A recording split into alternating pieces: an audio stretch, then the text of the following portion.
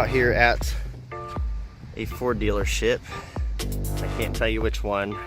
I'm gonna show you the no horn honk kit that we have for it. So you activate it by pushing lock, unlock, lock, and then the vehicle will start. This one does not activate the remote start settings in the cluster. Basically, plug the module in. You're gonna have the little 4-pin on one side, 7-pin on the other, and then you got a toggle switch. Make sure the toggle switch is off. This is our T-harness into the vehicle. You're gonna come down here by the kick panel. You see the OBD2 right on the back side of it is the connector that we're gonna plug our harness into. So let me do that and I'll show you what it looks like.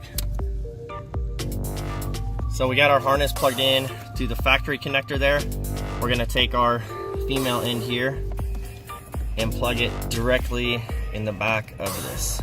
All right guys, so we're gonna program the module now. What you're gonna do is take this toggle switch, flip it into the on position like so. You're gonna make sure that your 2-pin jumper wires that are up here on the harness, if you can see these, so the green and brown is hooked to the green and brown. You're gonna turn the ignition on in your vehicle. You're gonna wait until this light turns on red.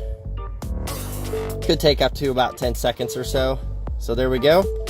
Turn ignition off and it's gonna start blinking green. I don't know if you guys can see that, but it's rapidly flashing green. Okay.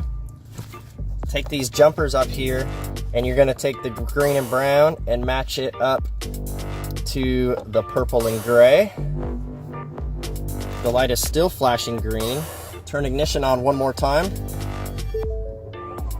It'll turn solid green and then go out, and programming is complete.